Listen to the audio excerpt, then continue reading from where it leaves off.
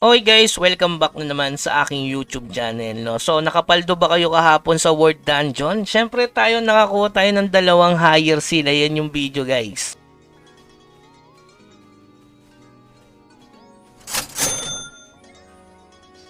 Uy!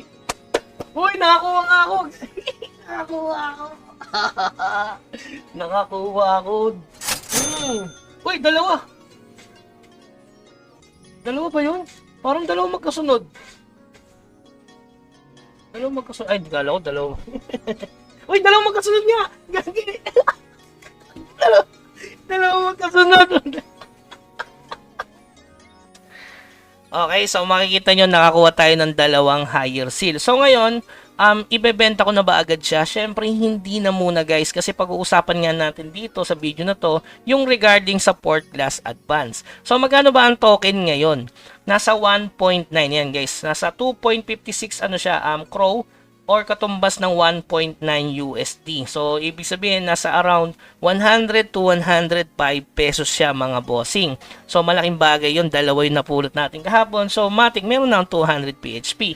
At saka nga pala kahapon, namigay na ng play tokens. So, congratulations sa mga sumali sa event.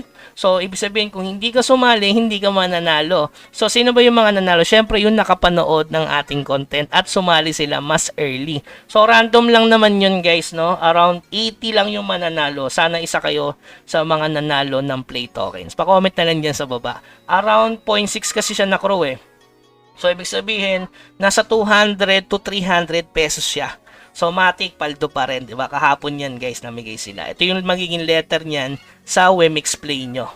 Okay? So, ngayon pag-uusapan natin yung tinatanong kasi ng karamihan, ano ba yung tataas na token? Gaya na sabi ko nga sa inyo, nangunguna dyan yung promote. Ngayon, napakamura niya. Nasa 2.5 promote siya. Ngayon na nire-record ko tong video na to. Pero pagdating ng Tuesday, may pagbabago sa price na yan. It's either na tumaas palalo. Hindi ko sure guys ha. Ito is hula ko lang. Palagay ko baka pumalo siya ng 3 to 5. Kasi bakit kamo? Ito yung kailangan na material sa Port Glass Advance. Si Nightcrow na mismo ang nagbigay ng list. Ito. So ayan, kung makikita nyo, kasama na dyan na magiging token yung Ancient Alloy. Kasi nga, ang laki ng kailangan dyan. Tapos yung bagong token na nakukuha sa Kill the Bot Chaos 2. Okay? So, ilan ba yung materials na kailangan? Kung hindi nyo pa napapanood yung content ko regarding dyan, eto, bigay ko sa inyo yung total. Pero kung gusto nyo balikan yung video, nandyan yung link sa baba. So, ayan yung sa Port Glass Advance, kailangan nyo ng 1,750 na higher seal of advancement. Guys, sobrang dami yan ha. Imagine mo, parang 10 times na nag-third advance. Pangalawa, 15,600 na SOA. Imagine nyo na lang, ilan ng SOA sa market sa inyo, 1892 lang to. Kung ta-times natin sa 100 dyan, nasa 180k. So, ibig sabihin, 10 lang yung masusuplayan na character. 10 lang guys ha, ilan ng player ng Nightcrow. Tapos Morion, 6,000. Papyrus, ayan, 5,280 yung kailangan. Sa Ancient Alloy naman, 495 pieces. Kaya sa tingin ko, yung Ancient Alloy, siguro, ang presyo nito sa market, 1,000 siguro to, 1,000 pesos siguro to. Kaya magiging presyo nito sa market magiging 3K. So, yun lang yung hula ko guys ha, o mas mababa kasi token siya eh.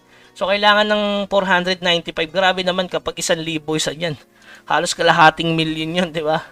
So, yun, 495 pieces yung kailangan yan. Tapos, yung gold coins na 302 million. So, yung alluvial, tataas ng bahagya yan sa server, which is may kuya, guys. Yung token kasi, pangkalahatan yan eh. Pero yung mga gold coins, SOA, depende sa server. Okay? So, makikita nyo, meron sa ilalim na Awakening. Sa Awakening kasi, guys, kung hindi nyo pa napapanood, yun yung sa artifacts na kailangan ma+6 mo. Makapansin mo, nagbigay sila ng ganito. Ito sa second artifact to eh, sa second awakening na ano nila to ilalabas, contents, no? So, ito muna yung mauna itong apat na to. So, ilan mo yung materials na kailangan nitong dalawang to. Ito kasi yung pinakamaganda sa awakening eh. Yung sa may night jewel, tsaka itong rune. Ayan yung kailangan guys, yung weighing scale. Kaya may horde akong weighing scale na almost 500 lang naman. So, ayan, kailangan nila 3,960 pieces guys ha, kapag malas yung magkakrap yan. Kasi nababasag kasi siya, guys. Tapos yung Carving 9, 3960 din. Frozen Tier, ayan, 264 lang naman yung need nila, bawat player. Tapos yung Morion, 1,584. At ang huli yung gold coins. Diba? So, kailangan nila ng 70 million. Kung pagsasabayin nila yan, kasi nga, nagkaroon ng hint doon sa kanilang crow letter, diba? Baka isabay sa Tuesday yung Awakening at Port Plus Advance. Kung hindi naman, syempre, sa susunod na patch note, yung Awakening, ilalabas nila yan kasi nga, progress yan. Kasi sa December, guys, paparating na yung bagong mapa. Which is dito, lalabas yun. Alam ko, level 63 ata, pinakamahina doon. 61 o 63. Basta may another map na naman na uusbong yan sa December. Tapos, upcoming na rin yung Potential. At syempre, yung Transcend ng Glider.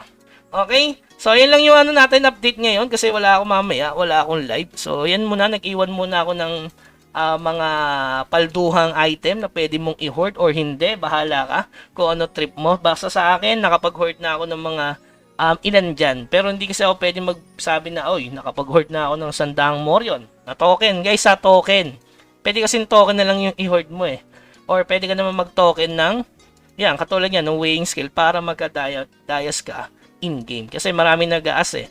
At saka dun sa mga tatanong kung worth it pang maglaro, nasa sa inyo yan guys. Kita nyo naman, AFK Gaming kahapon, di ba? Halos 20 minutes lang yon. Nakita nyo naman magkasunod na drop. Pero hindi naman siya palagian. Pero gaya na sabi ko nga sa inyo, hindi lang naman doon nakakapag-farm ng diamond. Kasi diamond farming lang dito, tas palito na, di ba? So, AFK lang gagawin mo. Okay? So, yun lamang guys. Keep grinding. Huwag naman kalimutan mag-subscribe sa ating channel. Pindutin naman yung like button dyan para lagi tayong updated sa mga ina-upload nating video. Hanggang sa muli. Paalam!